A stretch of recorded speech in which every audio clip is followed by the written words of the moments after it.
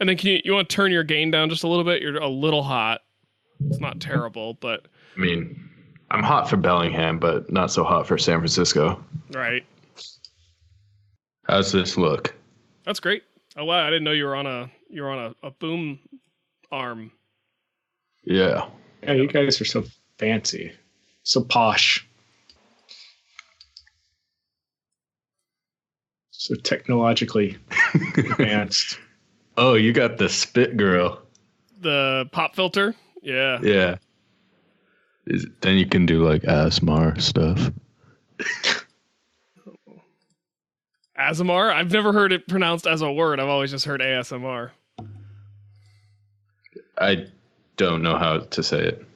All right, I'm turning off video. Been podcasting for a decade without video. No need to start now. From ScienceSortOf.com, you're listening to Science Sort of.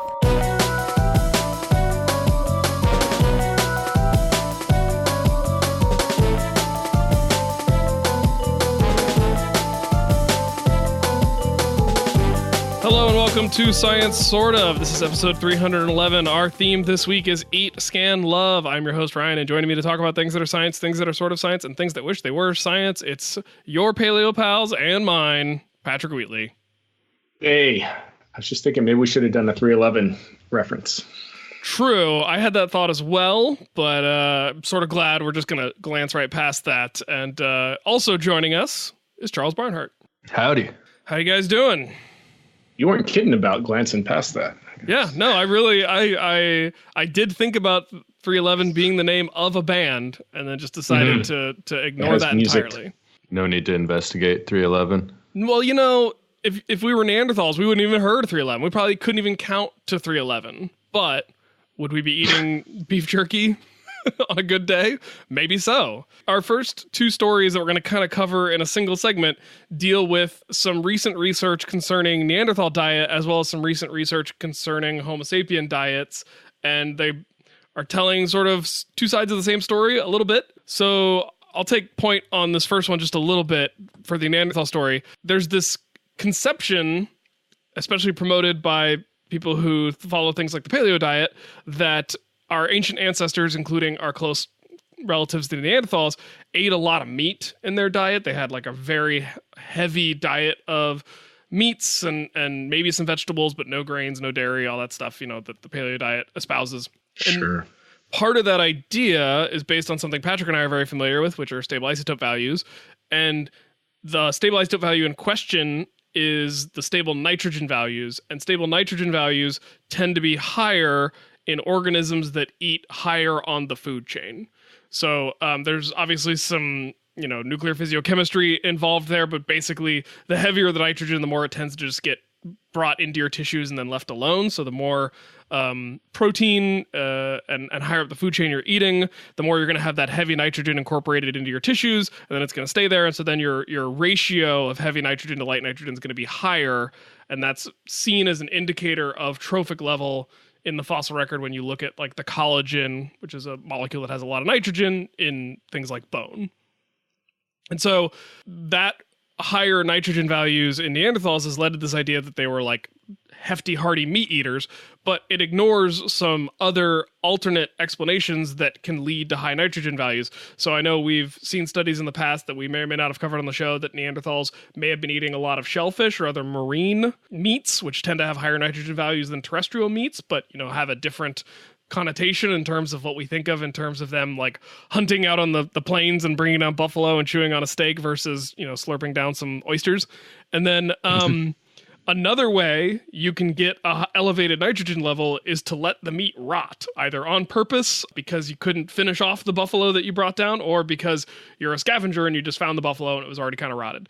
Well, that's what this study says, maybe, right? It's a little controversial at this point. Yeah, so this idea is coming from some research being done by a graduate student at George Washington University, Kimberly Furka, and I hope I'm pronouncing that last name correctly.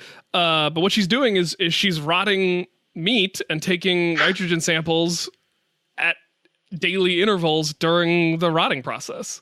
She's not just rotting it, right? I mean, she is, but she's rotting it in a gross place. Well, I mean, where would be a not gross place to rot something? I don't know, in a sealed Flower box garden. in a lab somewhere. Yeah, but if it's sealed box in a lab, it needs to be exposed to the world to be rotting. Yeah. I don't know. I think this is a pretty cool naturalistic experiment. It's weird that it's being done in a major American metropolitan area, but it sounds like she started it in her on the roof. What's a rooftop gross of place? Like the downtown DMV or DC. something? Yeah, like I don't know why you would do that. I feel like you have to do They're this. in rotting gross on a place. rooftop near Foggy Bottom Metro in downtown Washington, D.C. So there's somewhere in the State Department. That's not a metro station I use almost ever, so I'm fine with it. They've cleared the State Department out, so I guess they got plenty of room to rot meat. Well, she hasn't cleared the State Department out because of the meat rotting. The State Department has been cleared out for other reasons, I even don't know. grosser Correlation, reasons. causation, who knows? Who can tell at this point? Fair enough. I'm sure you've seen that XKCD comic about how like I took a statistics course and now I understand that correlation doesn't necessarily mean causation. Because of the statistics course? Maybe. Get it.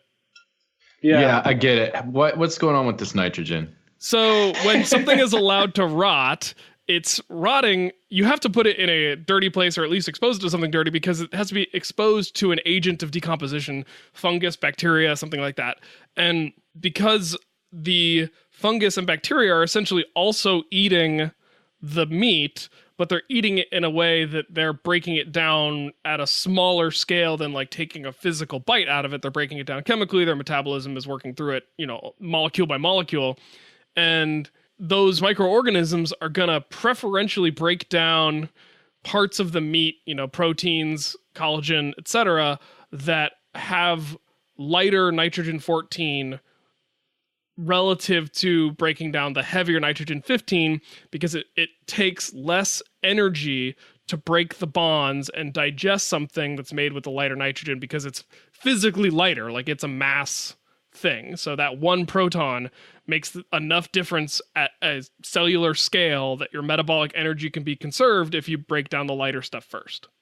And so then where does the a nitrogen neutron. go? It's just like respired out into the atmosphere? Yeah, so then the lighter nitrogen is removed from the steak system so that when the Neanderthal or whomever, or the graduate student, the Neanderthal or the graduate student, the two options in this scenario, come along and eat it, the nitrogen that's left in that meat, there's going to be a discrimination where more of the heavier nitrogen is going to be left behind still in the steak. So if you eat the steak on a macro scale, you're going to be getting relatively enriched levels of that nitrogen 15. It's going to look like artificially a piece of meat that came from higher on the food chain than maybe a primary consumer like a cow or a buffalo. Does that make sense?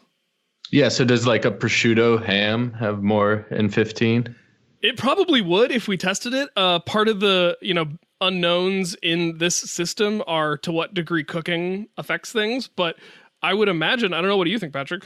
I don't know. I'm still not. I mean, in this study, they say that they haven't seen, like, that's a hypothesis, but their data hasn't really shown much yet, right? One thing to consider is that the prosciutto would have higher nitrogen values just because pigs are omnivores, right? They're not pure herbivores, so they're already higher on the food chain, higher in the food web in the trophic system than a cow. But Patrick, so what they found, and this has been presented at a conference that hasn't been published yet, but it's definitely something I'm going to pay attention to because it has direct relevance for some of the work that I do. Mm-hmm. What they found was there's an initial spike as the steak starts rotting, where the nitrogen values go up. And when I say nitrogen values go up, the value here is that ratio between the heavy 15 and the lower 14. So as 14 is removed, the ratio gets higher, so the value goes up. And so it goes up, and then it kind of levels out, and then it starts going down again. And I guess part of the explanation that they were confused by was that second pulse where it doesn't keep going up, where it kind of levels off when the meat itself starts to resemble the beef jerky stage, and it levels off and then starts to decrease again. Mm-hmm. And the author said that it's a little unclear why it would decrease, and that demands further study. But to me, that suggests that the mass balance between available proteins with 14 versus 15 must level out. And so then once you start biodegrading the nitrogen 15 proteins at the same rate as the 14, wouldn't that start changing the ratio in the other direction? That was my thought. I don't know. I mean, I don't know what is going to be something's got to be preferentially consuming one isotope or the other the entire time, and also taking away removing it, and the waste goes somewhere else, right? Yeah. If you just eat it and poop it out in the same spot, nothing's going to change. Well, I guess what I was thinking is that once there's probably reaches a point where that's not entirely true. Where the lighter 14 is more spread out, it's more dispersed, and so you're maybe it becomes metabolically not worth it to quote unquote search for the lighter 14 and just digest whatever's right in front of you, which might include more of the 15, and then that's going to shift the ratio back in the other direction. That was my thought for that possible explanation, but it sounds like they're going to keep working on it. So my explanation, who knows? Yeah, it's definitely interesting. I mean, I wish there was a little, I mean, I know we're looking at a pop press thing here. I wish there were a little bit of data for how much of an increase they're seeing, because my sense is doesn't sound like it's a drastic difference. It said it was a statistically significant rate, which I know is a relatively vague term for people like us who want, more specificity. But I think for most people, that's still an impressive result. Yeah. I like your idea of testing this on a ham, Charlie. Mm-hmm. But I guess prosciutto isn't really like rotten. It's just been salt cured, right? It's raw ham that's salt cured. Yeah, I think you would want. Ideally, you do this on a balance where you could really keep. That's an interesting eye on idea. The mass. Yeah, well, that's a cool idea. I like that. Yeah, I like that a lot. Would you like to guess the age of the oldest edible ham? The world's oldest edible ham? You can guess its location as well, because I think the location is going to surprise you as much as the age. Well, it's certainly going to be bigger than like rations from the First World War. So I would say 200 years. Younger than that. So it's going to be in a tin somewhere, I guess. Nope. No, this is like when I say like oldest edible ham, it's like a hanging, desiccated prosciutto like ham. So not the tin rations I was thinking of. No. Yeah, I'm talking like it's like just an open air. Well, maybe not open air now, but like at one point it was just an open air hanging piece of meat. Is it somewhere cold, like Greenland? It is not, but it is somewhere that has a specific type of ham associated with it. But again, I don't know that that's actually a good hint. It's in Parma? It's not Parma. It's not even on that side of the Atlantic. Oh. Yeah, I was thinking it probably wasn't going to be in Europe anywhere. Right? It was, I don't want it to be in the U.S., but maybe is it in Virginia? It is in Virginia. Is it? Let's see. I mean, you're not going to get more specific than that. It's in a place called the Isle of Wight County Museum, and the ham is it was cured on July 7th, 1902. So 117 years ago. Nice. Tastes a little dry. I mean, but you'd try it. You would, Charlie, if they offered you a slice. You'd be like, hand it over. Put some ketchup on it. I mean, I really think brown sauce. I think you might want to go back to Europe for some cheese to pair with it. But yeah, put a bunch of sriracha all over it. Just put it on a Cubano. So anyway, yeah. But getting back to the study, I'm glad work like this is being done because there are so many confounding factors. Nitrogen, I feel like when you're first learning about stable isotopes in ecology, nitrogen seems really cut and dry. But for me, my understanding of how nitrogen works in ecosystems has probably changed the most in terms of thinking of it relatively simplistically into realizing that as a system, it's one of the more complicated and easy to interpret in weird ways or not consider all the externalities of any of the systems that I use regularly. Mm-hmm. And a lot of that has to do with the role that bacteria and decay brings in. Because, I mean, another factor in nitrogen, Patrick, I know you've thought about this too, is one of the ways you can elevate your nitrogen is to starve. Yeah. And so, like, that's the complete opposite of this idea that Neanderthals were like feasting on meat over open fires every night. Like, no, if you're a starving Neanderthal and then you find some rotting meat, you're probably going to have a nitrogen value that looks like a hypercarnivore because you're literally consuming yourself, which is going to elevate your nitrogen levels to make it look like you're a cannibal.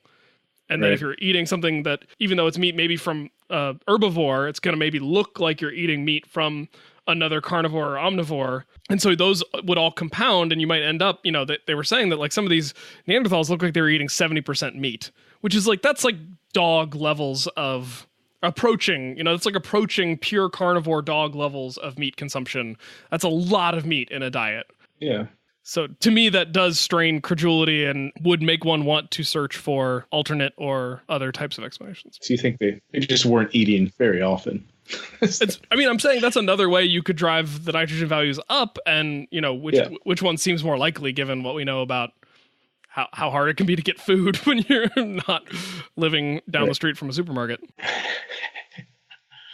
Neanderthals in food deserts. Right?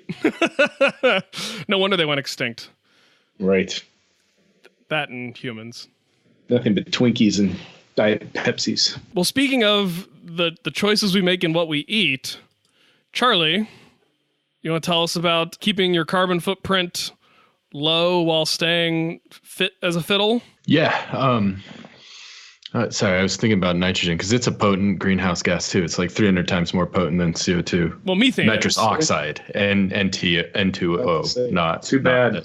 70% of our. I was going to say elemental nitrogen is, or not elemental, but elemental nitrogen is fine, or molecular nitrogen. I misspoke. I shouldn't have said elemental. But yeah, our concentrations of N2O have been increasing year on year with the Industrial Revolution, just like CO2 and methane. So yeah, understanding the nitrogen cycle is critically important for climate change too. If you want to get your nitrogen levels as low as possible, besides just being a vegetarian, legumes. Because they're nitrogen fixers, so they're incorporating atmospheric nitrogen, which we've set as the 0 point for stable isotope research of nitrogen. So if you want to get your body as close to atmospheric nitrogen air as possible, just eat every legume you can find. And they also make you super healthy, and they also have the lowest carbon footprint. Well, then let's talk about that. All right, so we transitioned. We did it. There's this study by Diego Rose out of Tulane University. And they're looking at the health aspects of a low carbon footprint. So before this study came out, a study came out of University of Michigan by Martin Heller. It was a life cycle assessment study, so looking at all the chains of processes and extraction for making food. And he was looking at how much energy it took to make food and how much carbon it took to make food. And he normalized it per food calorie, which was a clever thing to do, which has been done several times before, but this is one of the most extensive studies of such. And it turns out, meat is really, really carbon intensive, particularly beef, because their enteric digestive systems, which produces methane in their gut. There's a lot to get into there, but I just wanted to hit a few overview points from a book, a living document that's freely available called Drawdown. And it came out, I think, last year or the year before, and they identify 100 different ways to draw down CO2 emissions in the atmosphere. And very, very high on the list is solution number 4 out of 100, reducing 66.11 gigatons of CO2 by 2050, is a plant-rich diet. And it's mainly just because of raising livestock.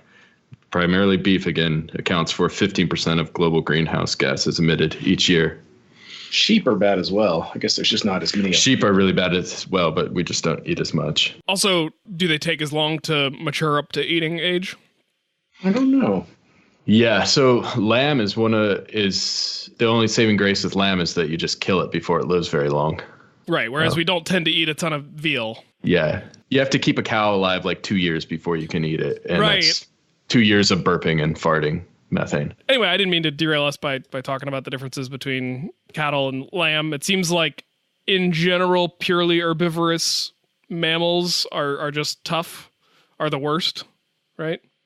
Are we talking about carbon-wise? Yeah. Because grass is such a tough food, the digestive system's evolved in such a way that, like, there's a lot of methanogens sitting in the gut, right? Helping to break down the lignin in the grass. Yeah, so things like the poultry is not as bad, and even a grazer a browser like deer is not nearly as bad as a cow or a lamb in terms of carbon. I mean, to put it into context, I live in the city of Bellingham, which is 90,000 people, and in its county, there is a very agricultural county in western Washington. There's something like 98,000 cows, so about the same amount of cows as there are people. and they produce much more greenhouse gas emissions than the entire city does. So the biggest pollutants for climate change in my county are the cows, not the people. Another problem is that if you're a vegetarian, a lot of times you're relying on yogurt or cheese for a lot of your protein. And it turns out the carbon count and that stuff is almost just as high because you've got cows and sheep that are doing the load there. Right. So stick to eggs. Eggs. I mean, actually, and when I say eggs, I mean salmon eggs, obviously. Eating poultry has a better carbon footprint than eating cheese or yogurt. The other thing that I think might set people off and make them want to argue against this study is that the language that was used in all the headlines I saw is a little loaded because it says like the low carbon diets are healthier. So, Charlie, can you explain how they determined the actual quote unquote healthiness? Because it's not a purely qualitative statement. They tried to quantify it. Oh, I'm not sure how they did that. I'm just mostly familiar with the Heller study that I use in my classes. So in reading up on it, what I found was that they tried to, without value judgment, assess the nutritional quality of the foods consumed in these various dietary categories that they kind of assign people into based on their carbon impact, using the U.S. Healthy Eating Index, which is a federal measure of diet quality. And then the study surveyed people over what they ate and then put those surveyed responses into different groups based on their carbon footprint of different each group. Quintiles. Yes, quintiles. So 5 groups. So they had, the highest group, then the next highest, lowest, so forth and so on. And so then it was those groups that they then looked at to see what the health factors were for each of those groups based on this U.S. Healthy Eating Index. So it wasn't just people saying like, oh, beef is obviously less healthy than, grains or greens or whatever. Like they did try to actually quantify that as well. And they did say that they found in some of the lower carbon footprint diets that there might be like a little bit more refined sugar or some processed grains that maybe aren't quite as healthy as other things you could be eating, but it's still suggested that the lowest carbon footprint eating group also had an, on the whole, healthier diet than any of the higher carbon footprint groups. Makes intuitive sense. You could definitely see how you could make it fall apart in specific scenarios. If you eat nothing but Snickers bars. I don't know, legumes in those, Patrick. I know. We've discussed the role of legumes. And this team has also done a similar study where they looked at diets of Americans and found that it was 20% of Americans that are responsible for about half of U.S. food-related greenhouse gas emissions. So it's the 20% of people, and again, this is not like meant to be a value judgment, but it's like the 20% of people who have a burger every day are responsible for 50% of the overall emissions. So it's that sort of thing we run up against all the time where it's a small group are having an outsized impact, but how do you convince them to change? I guess then that's always the next step, Charlie, and that must be what you think about is then how do you, once we know that this is a thing, how do you then shift the behavior in the direction that we want? I mean, do we just start taxing beef? Carbon tax. Just tax carbon. Just tax carbon. It's so obvious. And I don't want to hear any garbage about it being regressive or anything like that. I just don't know how a carbon tax works. I don't understand the economics well enough. It's really easy. You just measure how many greenhouse gases are coming out of particular industries, for example, a dairy farm or an oil refinery, and then you tax them per metric ton of CO2 equivalent they emit. So if you spit out a metric ton of CO2 equivalent, you get charged $20, say. And then that means the price of gasoline will be slightly more expensive because the refinery will have to recoup those costs, those taxes, and the price of cheese will be slightly more expensive because the dairy will have to recoup those costs. And then theoretically, if the cost is higher, people will be more mindful about their level of consumption, right? Yeah, that's usually how it works. And or corporations will figure out ways to do the same thing while emitting less carbon. Or is that less of the thought? Lab-grown meat or whatever. Yeah. Julie and I have been eating those Beyond Burgers. You guys tried those? Are those lab grown or are those? No, those are still plant based, right? Yeah, the Beyond Burgers. This is not an ad for Beyond Burgers, but they are pea protein, beet extract for the color, and coconut oil for the fattiness, amongst other things. But those are the three. That's how they get it to that beefiness. Their stock price is crazy. I've had one. and I had it out at a restaurant. You had a Beyond Burger or an Impossible Burger? Ooh, I maybe. Because the Impossible Burger is the one with the heme, the vegetable-derived heme, which is the blood and muscle protein, or it's the muscle protein that actually, when you cut into a steak and like it looks like it bleeds after cooking, it's not actually blood, it's heme.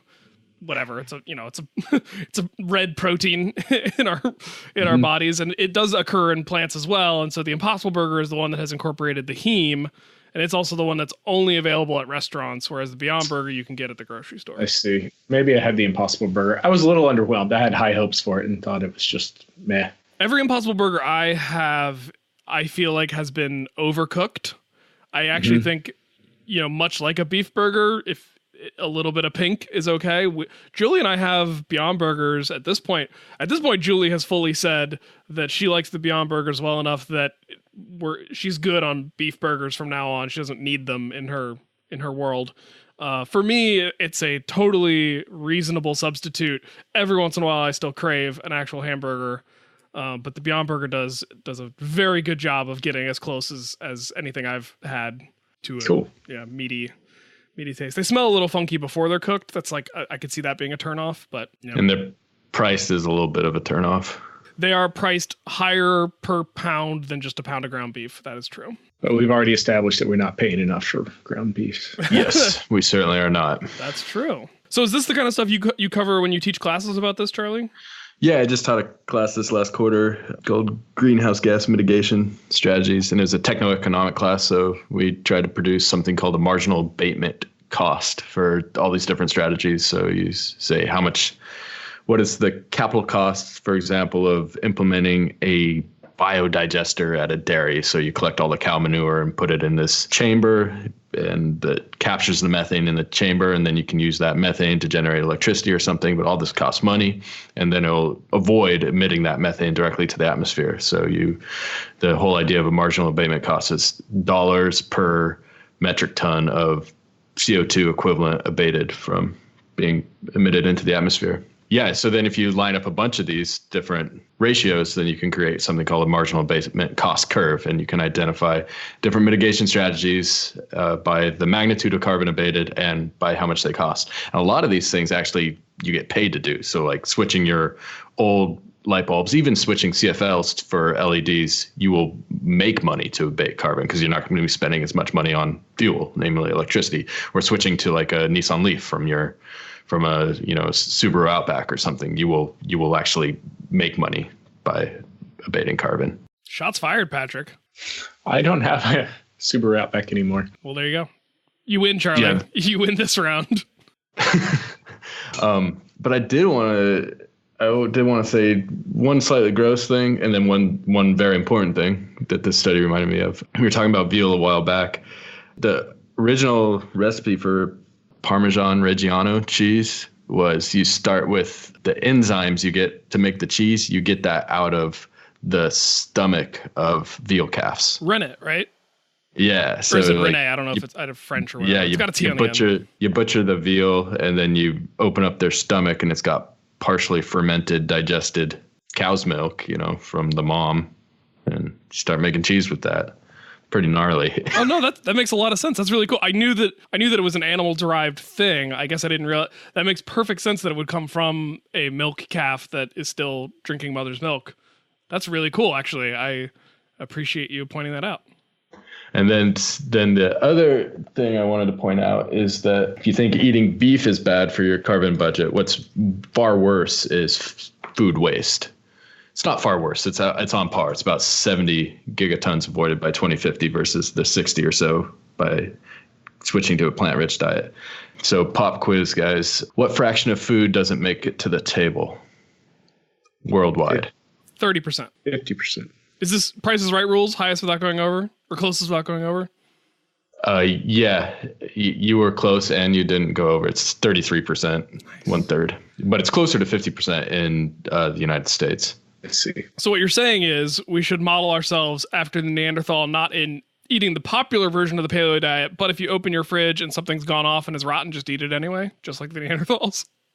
Yeah, or just like eat the food you buy, Like look at what's in your fridge and be like, okay, yeah, it's not like exactly what I want to eat tonight, but I can make a veggie stir fry out of this stuff. Which is one of the things I liked about, I don't watch it as often as I used to, but I used to watch a lot of Chopped, and it changed the way that I looked at my own fridge, because it's like the whole point of the game show is they get a basket of random ingredients and then they have to make a dish. And so suddenly every time you open your fridge, you're like, okay, here are my ingredients. Like this is my mystery basket. What can I put together? Am I going to impress Scott Conant? Am I going to piss off Alex Cornishelli? Probably, but I can do this. So for high income nations, OECD nations, what do you all think is the reason why there's such high food rejection or food waste? I think I just gave it away.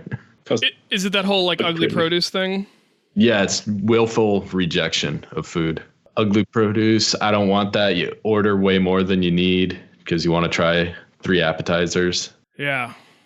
That's why tapas is so great. Am I taking the wrong message from this?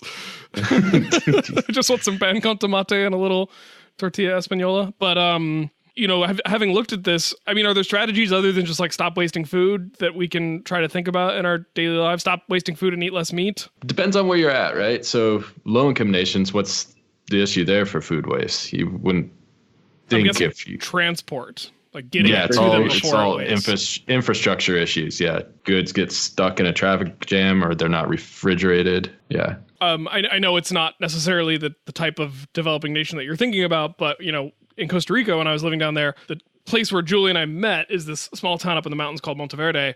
And after World War II, Costa Rica disbanded its military, which had the knock-on effect of a bunch of Quakers who are pacifists and some of which had been jailed during World War II for refusing the draft.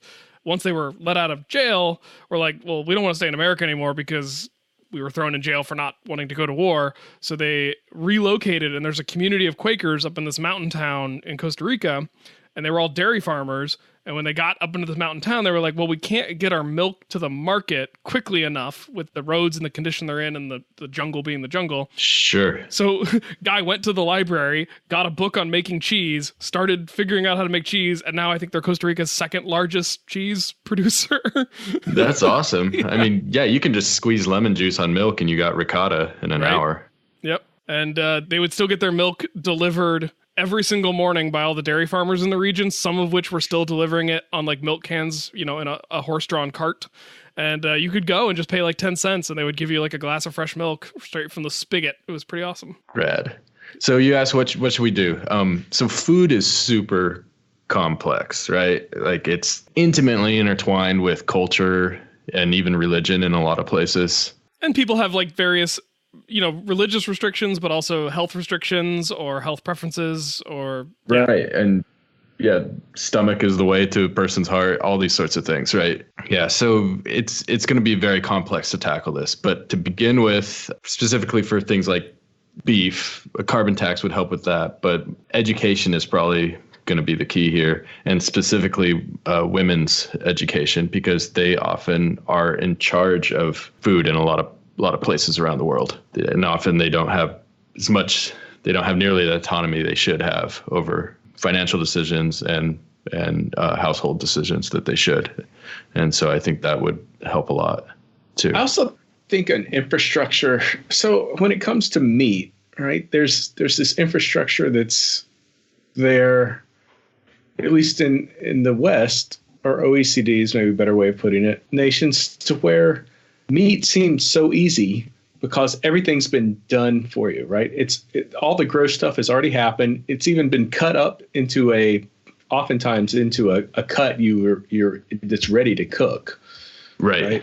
Right. Boneless, skinless chicken breast, right? Like that's, Right. All of that. And so meat seems really easy because all you have to do is essentially heat it, right? And then maybe cook a side and the meal is done. Vegetarian cooking tends to be I think a lot of people just don't know how to do it. You have to know how to use a knife. A lot of people don't even know how to use a knife. They don't understand that the knife is the most important tool in the kitchen. They think it's like a spatula or something, a microwave. So I think like understanding what dishes you can do and also what easier dishes are to do, because, everybody, even with the best of intentions, after work, after you pick kids up from school, you take them to soccer practice or whatever, and it's time to make dinner, like that is not the time you really figure out how to cook a vegetarian meal. Right? Guess it's time to soak these beans for 12 hours. Right.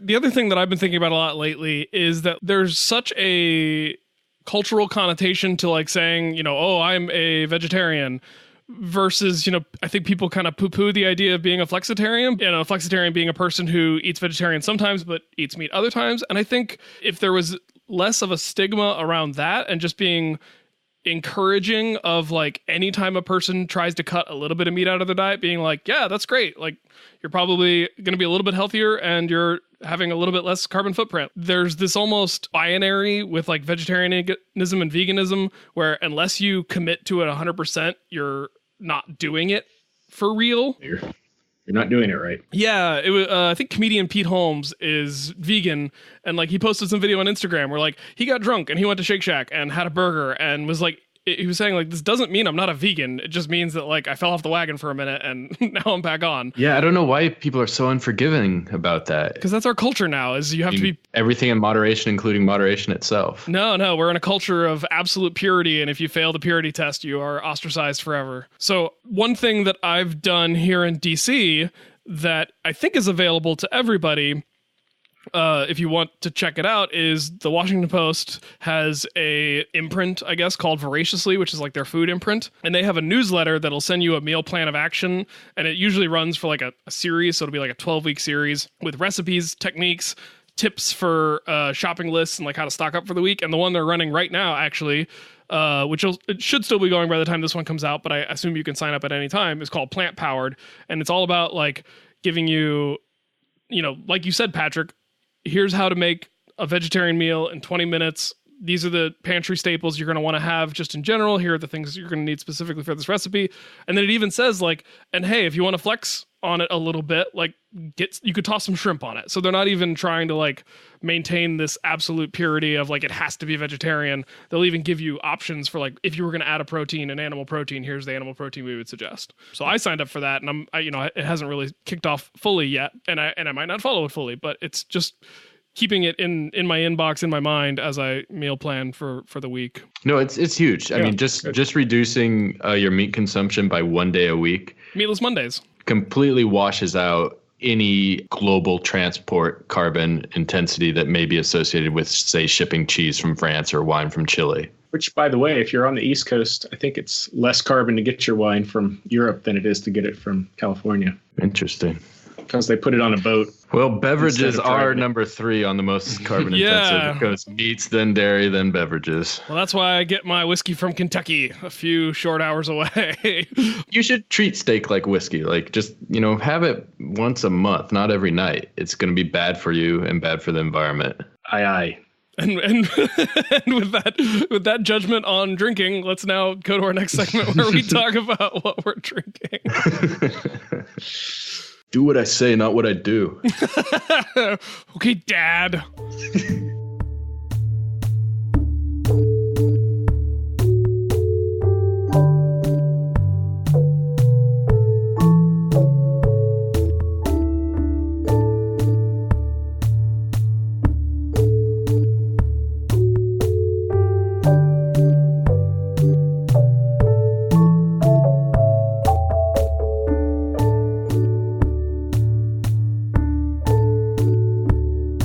Well, it would not be an episode of Science Sort of if we didn't also talk about what we are drinking. So, Charlie, since you were the one pointing out, put your money where your mouth is, or put your drink where your mouth is, and tell us what you're having.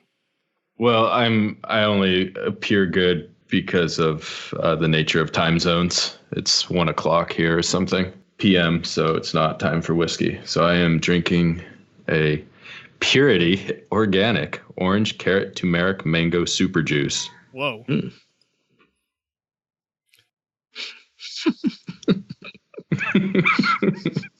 Did I just get kicked off the show with that? No. How's the juice? It's delicious. I like the ginger and turmeric influences, overtones. It's just like spice. Fancy orange juice. That's all it is. Cool. Do you feel detoxified? Is it supposed to be a detoxification? No, I feel like I'll need to brush my teeth after this. It's pretty sugary. Well, I'm having a drink because I realized that in all the years we've been doing the show, we call ourselves, excuse me, I'm getting a little choked up here. We call ourselves the PaleoPOWs, but I've never actually just had a drink that is the Old Pal, which is just a riff on a Negroni made with rye whiskey instead of gin. So I'm having an Old Pal using a rye whiskey from a distillery in Minnesota called Far North Spirits. They have beautiful bottle designs, and this is their Rocknar. They have like very like Scandinavian style naming conventions. Not surprisingly, given the Minnesota nature of it all. So this is a Minnesota rye whiskey finished in, I don't know how to, I think it's a type of sherry. Is it Sauternes? How do you say this? Oh, that's a gnarly grape. So they let it partially rot how do you pronounce on the vine. Sauternes? I don't know. Oh, so this is like a Neanderthal grape is what you're saying. Mm-hmm. Yeah, they let fungus get on it, and it gives it some fecal undertones that they're going for. Not joking. Well, this is an 80% rye, 10% corn, 10% barley whiskey, aged in part in those barrels, and then I mixed it with some Campari and some sweet vermouth and a little orange bitters. And that, my old friends, is the Old Pal. Nice. Yeah. What about you, Patrick?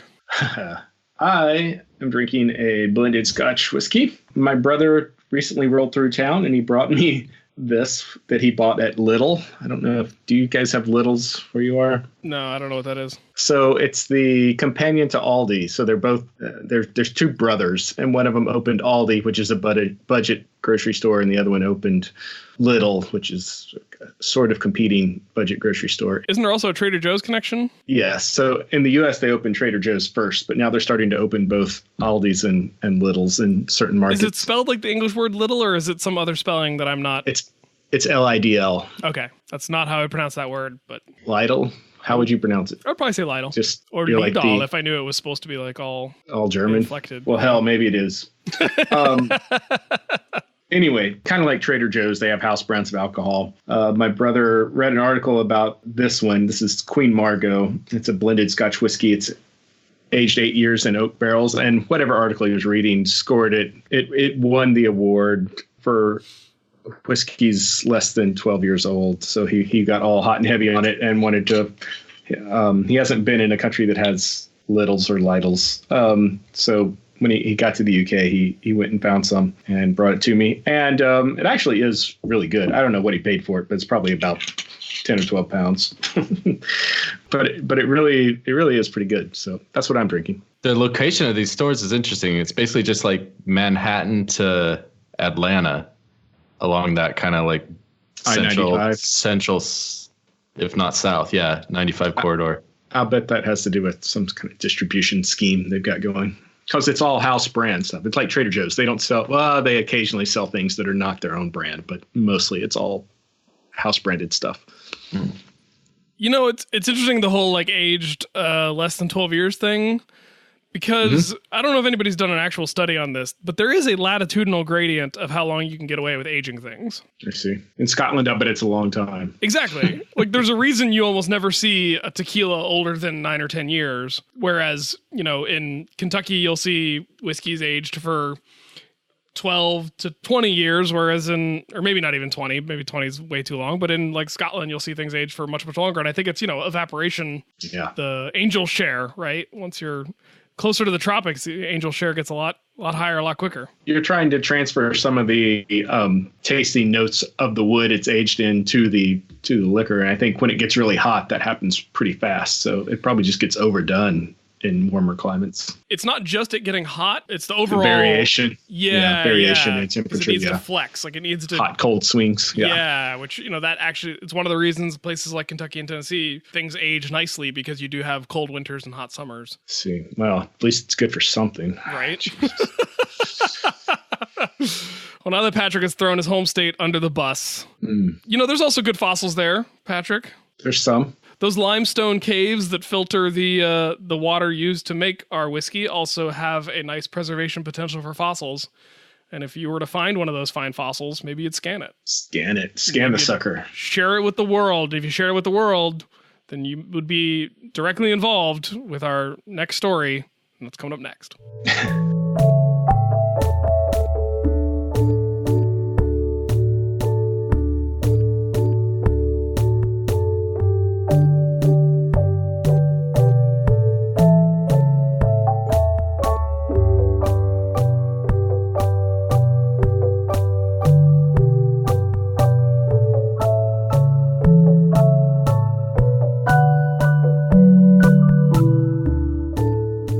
So here we're talking about a story that was in Nature back in March, and it was a news feature, so not a scientific study. It was called "The Fight for Control Over Virtual Fossils," and the article is basically talking about the fact that for about 15 years or so, it's been all the rage to take computed tomography or CT scans of important fossils. There's a couple of reasons to do this. One is you just have a copy of the fossil. The other is you can look at interstices or cavities inside the fossil. So this is really important in the case of skulls, where you want to look at the brain case and maybe trace, holes for nerves or arteries around without having to actually destroy the fossil. You can also look inside. I know there's one pretty famous case of an elephant egg that had the embryo of the elephant bird still inside it. So they scanned it instead of having to break open the shell to look at the bones inside. You said elephant egg. You meant elephant bird egg. Elephant and bird you said egg, elephant bird yes. right afterwards. But just for the people who did a double take, just want to clarify that you knew what you meant. I did. Queen Margot doesn't know what she's talking about. The other cool thing about 3D scanning fossils, in addition to there are some analyses that might be destructive that you can avoid doing, there's also the idea that if you need to do a destructive analysis, if you can get a nice high-resolution scan first, then you've got the original shape, at least, of the fossil preserved, and then if you need to drill out a chunk of it for isotope analysis, you've still got like a version of it that hasn't been damaged or altered. Right. And so, as a result of all these scans that are happening for important specimens, you might think that paleontologists would have to travel less than ever, that people in developing countries would have no problem seeing all the important fossils of the world because people are just scanning them and putting them up on the internet for anyone to download and study as they see fit.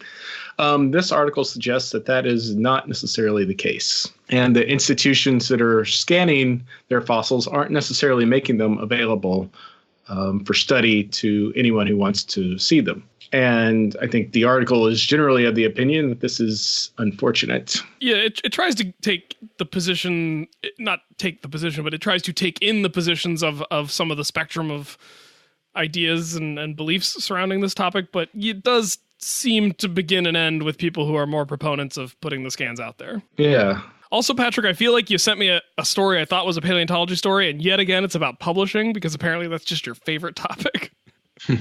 Or my least favorite topic. So the one you want to gripe about the most on the show. It's like the people that hate a certain politician and just like hang on every word he or she says. Which politician is that? Name names. No, I'm kidding. So this is less of a paleontology story and more of like, I guess it's a paleontology story in that the culture of paleontology is maybe ill-suited to embracing this sort of technology, maybe? Yeah, I guess let me talk about that for a little bit. Yeah, you guys are literally treasure hunters. You're going to go all my precious on everything. Yeah, I think you're only saying that because it's true.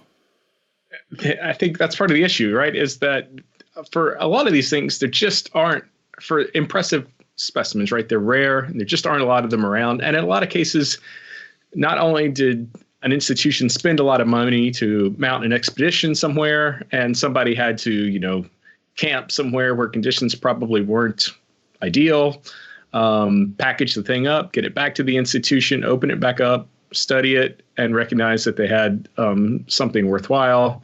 But, those things are a resource, and having that thing is a real leg up on the competition, right? You could be the best paleontologist in the world, and if you don't have access to the fossils, it doesn't really matter, right? So I guess it's another way of kind of inequality, right? It maps the same inequality issues we're having, whereas the institution maintains its sort of reputation by going and gathering the resources and then holding on to them for its family to turn into reputation building publications. And it's kind of hard to argue that if they're going to spend the money to gather them, that they shouldn't have the right, or at least some rights, to do that. I guess the argument against it is that it's slowing down progress. I think that's probably a true statement. I think then the question becomes, is advancing the speed of progress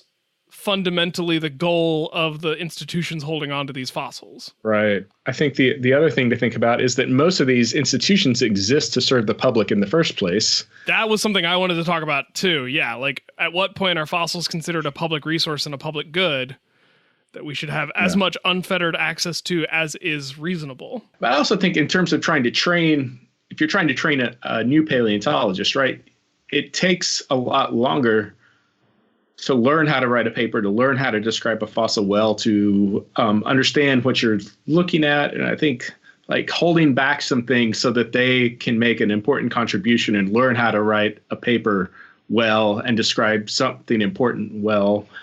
In some ways that is important, right? We could put all these things out there on the internet and the same 10 people, you run the risk of the same 10 people describing everything, and they might do it their way, and it might be great, and it might not be. They might be prolific and not necessarily, doing it, quote, right.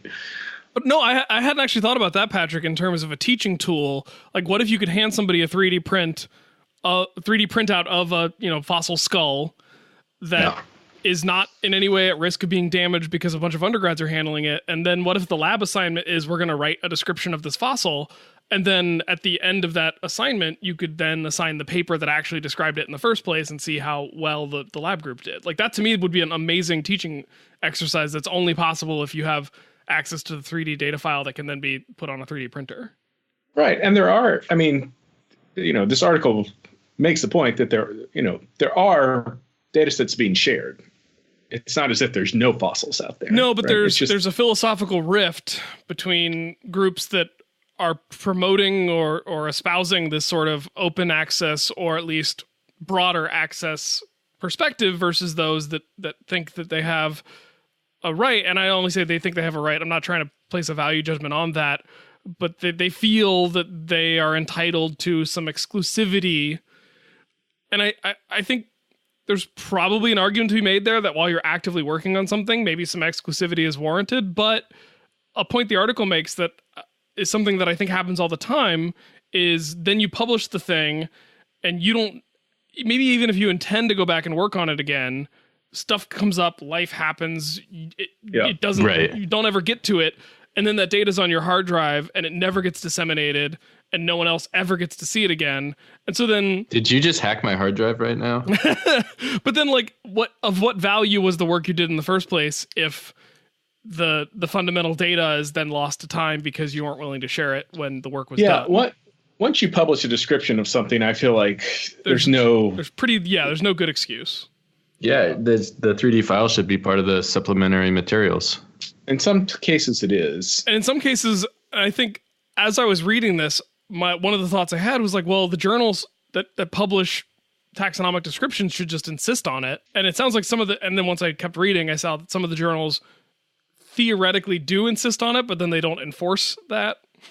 So it's not actually happening. I don't know. To me, it's always bizarre to hear scientists argue against sharing data at least once the thing is published. Right. If reproducibility is something that we theoretically hold in high regard or high esteem, you have to make reproducibility a possible thing for other people. And in terms of like, I sort of compare this to a system kind of like Hollywood, where if you're a curator in charge of an important collection, right, you have a lot of control over who's ever going to, you have to request permission to come view the collection. And so in some ways you're granting, you have a lot of control over the next generation, right? Because who you allow to come in and view the collection and use the collection in their papers, right, gives them a leg up over people who are denied access or just can't afford to travel to the collection, right? And I think there's also, it wasn't touched on in the article, but something I've been thinking about is, especially for sciences like certain kinds of the earth sciences where there's a strong field component, that field component is often incredibly difficult, if not impossible, for people with certain kinds of disabilities to actually take part in. Yeah. And so now you're excluding people from entire fields of science because they can't go on a 12-mile hike in 100-degree heat in the summer, in between semesters of school because for whatever reason, like either they are physically disabled or they financially can't afford it or they got to work, like whatever. There's tons of reasons why someone might not be able to participate in field sciences without certain resources being made available to them. And so like if they can still see the fossils that are found even without having to go to the museum because they can literally access the 3D data file, and then in universities, if they're enrolled in a university, are increasingly making 3D maker spaces where somebody could go print out the thing themselves. I feel like you're increasing accessibility to groups that traditionally wouldn't have been able to participate in those kinds of sciences. And to me, that is an absolute good thing. Like there's no argument against why you wouldn't want that to happen. Yeah. I will. Yes, I agree with you. I will say that I think overall in sciences, it's tougher and tougher the job of creating data is tough, right? And it's not necessarily appreciated. Like a lot of times, especially if you're established in the field, a lot of times you're not necessarily generating your own data anymore. You're having your graduate students generate it, or you're working from data sets you've already put together earlier in your career. And a lot of times the important papers in the field are kind of syntheses of data sets. So I think it's tough work to put together data, to do it well. And it is a lot of work to do. And I think in some ways it's underappreciated. So I've kind of veered off course here, but I think having to go out, appreciating people who go out in the field and find these things is important. But yeah, once somebody's written about it, there's really, I don't have a reason why you shouldn't be putting that up for the rest of the world to see. Yeah, and I wasn't trying to say that the people who go out and find the fossils originally aren't doing a valuable service to the field, but it's tricky. And they also compared this a little bit to the sort of taboo that's come up in paleontology about publishing data sets from private collections. And maybe that's a better analogy than anything we've touched on so far. So what a lot of people might not know, and this is actually an argument that I've had in real life with other scientists who think that this sort of stigma that paleontologists put on this is silly, but at least in vertebrate paleontology in particular, there has been a push to resist the urge to work with fossils housed in private repositories and then publish the results from those studies. Because, a museum, even if it's a museum held in a private university like the Museum of Comparative Zoology at Harvard, there's still public pressure. There's still plenty of students who have access. Like there's ways into that world. But there are these private collections of fossils that may have really amazing fossils, but because they're privately owned, there's always a risk that someday they'll just be cut off entirely and they won't let new researchers come in. And so now all the studies published from that, there would be no ability to reproduce them because the fossils are being held privately. And if they're held privately, they can also be sold. Like they could be sold off at auction and lost that way. So there's been a push to resist the urge to study and then publish from those kinds of fossils, because even though the data might be great, the reproducibility is always suspect, if not actually nullified. And to me, that maybe is a better one-to-one analogy for the sharing of 3D data files. It's also tough the metadata is another problem there, right?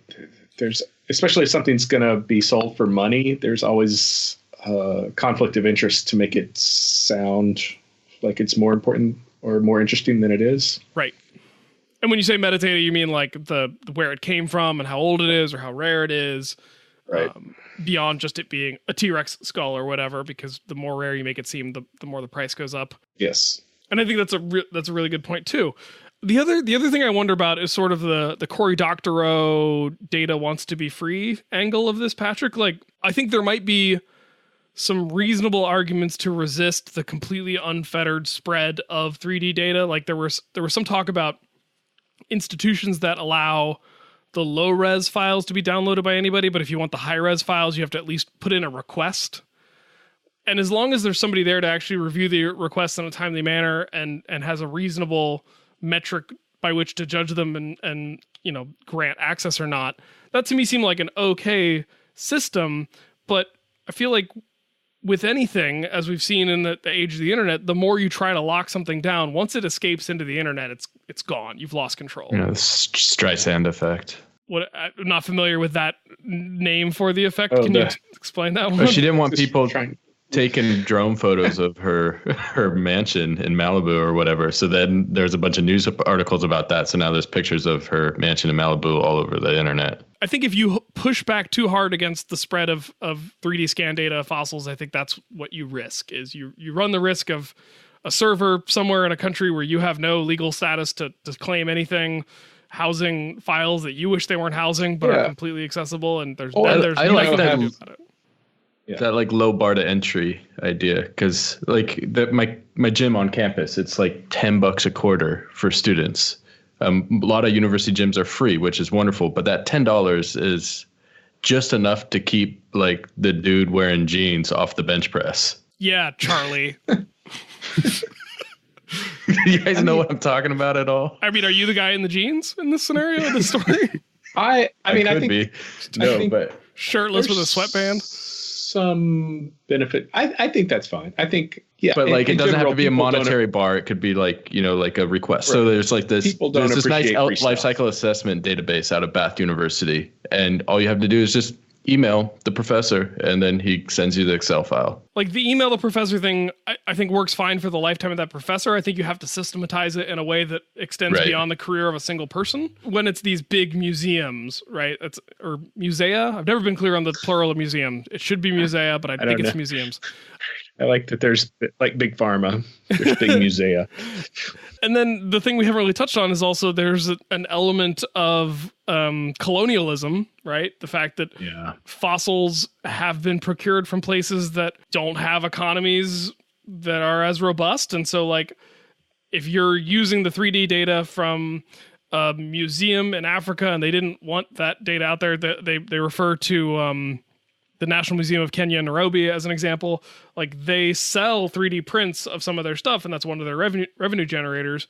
And so if the scan is freely available on some pirate site, maybe that's a loss of revenue for them. I think that's a point worth considering. I don't know how big a drop in the pond it actually is or not. I feel, if it's an ethical concern and people are actually trying to do research, I think by and large, in my experience with paleontology, it is well known, at least in the backroom channels, who the less reliable operators are, and it's easy to exclude them based on that reputation, whereas most people want to do things by the appropriate channel, whatever that channel happens to be. And those are the people that you try to work with. All right. So put your data online, people, after you publish. If you Yeah, can. Creation Museum. You Well, have a there's- lot of good I mean- fossils. We didn't really talk about the survey that they did for the reasons that people don't share. And the second highest reason was that the scientists didn't bother to reply, which to me says a lot about the whole, well, if people just emailed me, I would send them the scan. Like, well, you wouldn't respond to the survey about why you didn't post the scan in the first place. So Hold up. You're referring to, I'm just opening it. I have 4,037 unanswered emails from this year that's not great. alone. Because usually every summer I just hit Control A, delete. Well, the other reasons for not sharing, Not required to share. we're embargoed for future work, which again is dubious. Like, there's always the best of intentions that a future project will happen, but that's never a guarantee. Not required to share was the next highest. Copyright restrictions, which I'm not sure, even I don't fully understand the copyright restrictions on stuff that I've published myself. So, like, I don't know about that. There are people who claim that it's not necessary to replicate the findings. That I'm very skeptical of. Don't know where or how to share. I think that's an overcomable hurdle. Like, you can teach people where to share things. I intended to share it, just hadn't gotten to it yet. I didn't think about it. Or a co-author who's not me has control of the files. And so I wasn't able to share them that way. Yeah. For certain journals, though, that really should be, they should be taking the load off of the researcher for that. Yes. I mean, feel there's tons, and it changes all the time, right? What you should be doing to be a good steward of your data, or that you've generated for a study, when really the reason you publish is to put your findings out there, and the journal should really be taking whatever data it is and storing it in some way. Or, I mean, yeah, the journal could either insist that like the 3D data has to be available somewhere. If it's not available on any of the other, Morphospace is the main website that houses a lot of them, but there are others listed in this article. We will set aside the server space, or the museum themselves could say, like, if we know that you 3D scanned this fossil for this paper that came out, like send us the scan and we will house it. Like we'll make it part of our digital repository because it's our fossil. And so, it's our scan, sure, but we'll make it publicly accessible. All that can be available, but it's not necessarily obvious what you should be, who you should contact to make that happen, that you need to contact somebody to make that happen, or, It's going to increasingly come up, though, because the 3D scans are only going to get more prevalent. They're only going to get better in quality. Yeah. And so I think it's a paradigm shift in maybe not in the field writ large, but just in the way we think about the preservation of fossils, the preservation of our data, the dissemination of our knowledge. For example, I'm working on a project proposal right now, and it's the first project proposal where like 3D scanning is an integral part of the project. Mm-hmm.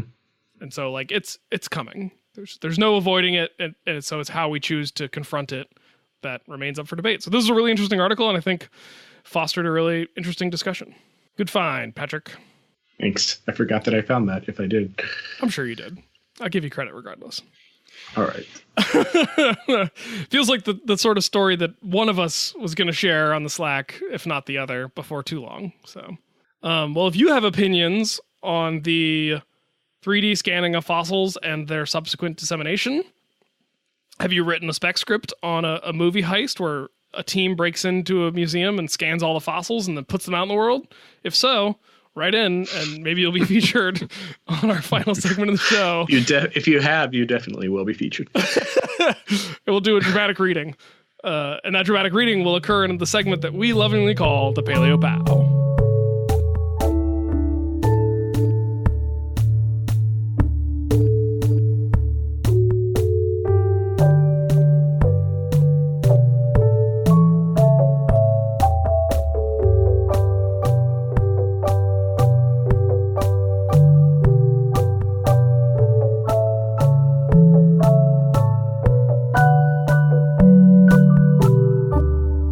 PaleoPOW is a segment of the show where we invite and encourage and delight in feedback from you, the listeners. Patrick, we used to before in the days before Patreon, before the era of Patreon, we used to have recurring PayPal donations, and we used to thank those donors the same way we would thank the patrons. And I guess in the transition, a few slipped through the cracks. So I sent you one of those. Yeah, this is perfect. So there is a listener named Richard P. And Richard P. actually lives in the UK. And he gives us a monthly donation to help keep the show going. So thank you, Richard. You put your address in here, so maybe I should drive by and say thanks. Let me see how far away. That's a little creepy. Not going to do that. But hope you're listening, and thanks very much. Yeah, thank you, Richard. Is the people who set up recurring donations on PayPal, some of those donations are still active. I don't think you can set up a new recurring donation on PayPal, but obviously before Patreon was a thing, that was a huge way for us to receive a little bit of money regularly to do the show. And so my apologies for letting not just Richard, but a few other recurring PayPal donors slipping through the cracks as we transition into the Patreon era. So my apologies, Richard, and thank you for your continued support. Charlie. I got an email from, normally we don't say the full name, but this guy's full name is Creepy Jeff. The real Creepy Jeff. I got a email. Tired of the house. Fakers. Yeah. Creepy Jeff writes, "Thank you for the great podcast. I'm a new listener and I just heard episode 50. The show is really great, and I just wanted to know if something I heard was true." You got to read the parenthetical. That was the part of the reason I sent you this email. I'm going through SoundCloud. Yeah, so we've been posting the show to SoundCloud for a little while, and I finally that was so worth it. No. There's a reason I insisted. I finally realized that there's oh my god. Let me get through this. I'll be as brief as I can. I promise. Uncharacteristically for me, I know. What the hell? Did your boom mic fall apart? No, I laid my head back to sleep and fell out of my chair. No one could see you doing that, so that was for nobody, and now you're on the floor. Oh my god. Continue. So I wanted you to read the part about SoundCloud because we've been posting the show to SoundCloud for a little while, and I had thought that I had to post all the old episodes manually until I found that there was literally one button I could hit on our hosting provider that would post all the old episodes. So now the entire back catalog of the show is available on SoundCloud thanks to that one button I finally found. Hooray. Good button finding. Thanks. You can continue the email now, Charlie, if you're The show's really great. And I just wanted to know if something I heard was true. Is Mars really supposed to appear as big as the Earth this August? Thanks for your professional help. As big as the Earth. I don't know. Is that something we said on the show? Maybe we said something like the Mars will appear in the night sky. I don't think this is a thing coming from our greater show. than it has in like millennia or 100 years in August. Because I remember that being a thing, like Mars and Earth, the position of those two planets were closer together than they've been in a very long time. And so Mars would appear bright and red. I don't think this is a thing that's coming from our show. It's also I think Patrick was kind of balking at this, is that it's unclear what as big as the Earth means. Like, because wouldn't you have to be on a different celestial body to? Yeah. So like, yeah, I suppose from Jupiter, if Jupiter, Mars, and Earth were all aligned, then it would appear about the same size. If you went a little over halfway from Earth to Mars, it would appear the same size. If you were standing on Mars, then it'd appear relatively similar. Yeah. Did he possibly mean something else? Did he mean as big as Venus, maybe? I don't. I mean, I think, okay. Charlie, is it true? Earth is bigger than Mars. Earth is bigger. It's about 3 times bigger than Mars? In terms of mass? Yeah. In terms of mass, I don't know. Okay. Yeah, in terms of mass, but we got a way better moon. R cubed volumetric. We got a better moon, but we're short. We're short a moon or two. Short a moon, but the one moon we got is choice. It's nice. But I guess the question is, okay, to maybe break down the question, and you kind of hinted at it. The answer is no. No, but does not as big as the Earth? Does the apparent size of Mars fluctuate? Yes. Okay. Sure. So there are times where Mars will appear larger than it does at other times of the year. Just like if you move your finger further or closer to your eyeball. Right now, my thumb is bigger than a Douglas fir outside my window. That's it. And that is what Einstein meant by the theory of relativity.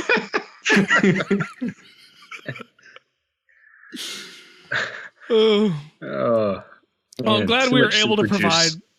I'm glad we were able to provide some professional help. Keep it creepy, Jeff. Appreciate Keep it the creepy. email. That was a real creepy pasta. My PaleoPOW this week is voicemail. Guys, 312-PaleoPOWs, that's 312-725-3672. Still active, as recently confirmed in a previous episode. And occasionally we'll get a call. There are various ways that I'm alerted to when a new call comes in, so I will find out if you call in. So we're going to listen to this voicemail right now. Hello. Hey, this is Sean Hilton. I'd like to become a patron. So if you'd give me a call back or answer, I'd appreciate it. Thank you. So that was Sean, and Sean wants to know how to become a Patreon. So Sean, you said call you back. We obviously see the numbers that are called in to us. I feel like it would be weird to call you back, so I don't think we're going to do that. Maybe that's a patron goal we could add, or a patron reward. But it's a good question, and one of the reasons we did a PayPal recurring donation is because we normally give patron theses out in this segment of the show, but we're actually running kind of low on those. We've got a few left to do, and those are coming up in future episodes that have already been partially or wholly recorded. But increasingly, we are about to have some openings for patron theses for those who want them. So, to answer the question, the way you become a patron of the show is by going to patreon.com/sciencesortof, and that is spelled patreon.com/sciencesortof, all one word, all lowercase. If you can't get that, we have links to it on our website. They are prominent. They are usually including the Patreon logo, or you can just go to the patreon.com site and search for Science Sort of. There shouldn't be any duplicate accounts. If there are, please let us know. From there, you can sign up. You'll need to sign up for a Patreon account. You'll need to give them, some sort of credit card or payment info, obviously, because this is a monetary platform. And then once you're there, you just click this button that says become a patron. And we have a couple different tiers, which is basically the amount of money you want to give every month. Each of those tiers comes with different rewards. So our lowest tier is $3 a month, 3.14 for Pi. And that for that tier, you get access to the topics that we're going to talk about on the show before the episode comes out. So you can read up on them if you want. At the next tier up, you get the patient thesis, so forth and so on. So we have a bunch of different tiers. You can join at any tier you want, or you can set whatever exact amount you want to give per month, or you can just give a one-time donation through Patreon if you prefer to do that versus PayPal or any other one-time donation methods. So that's how you become a patron. If you're still having trouble, you can shoot us an email via the contact page on scienceorder.com. And if your goal is to become a patron, I promise we will do everything we can to help you sort out the technical difficulties required. So I think does that answer the question? I think so. I don't know what he would have been concerned about. I feel like we're here to help. Yeah. For all those who also may have had the question, I was happy to put the information out there for how to actually become a patron. We're inching ever closer to our next goal, Patrick. I know. I'm a little worried. Worried? Shouldn't you be excited? And excited.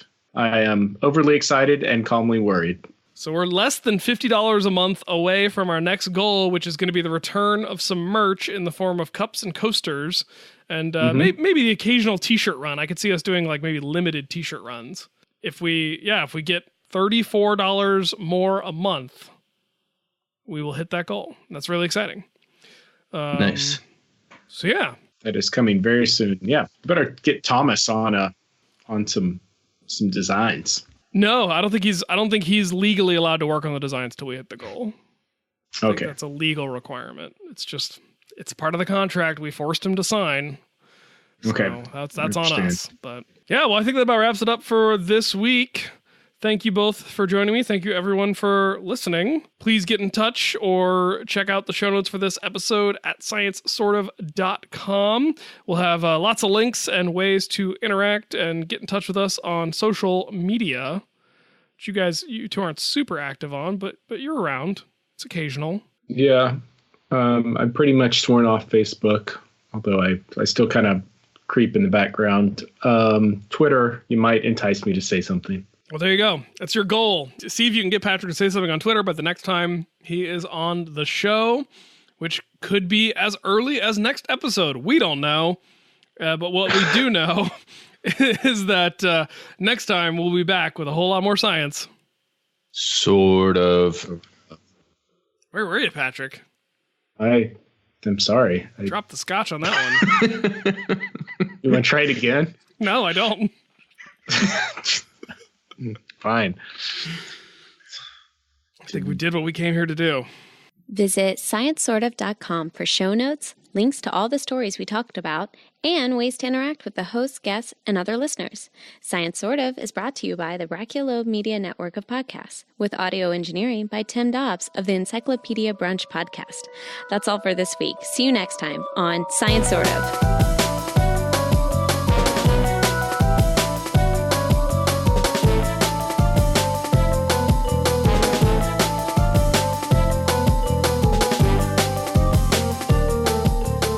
I didn't mean the whole episode. I just meant You are listening to Science Sort of. This episode. No, I can't do it.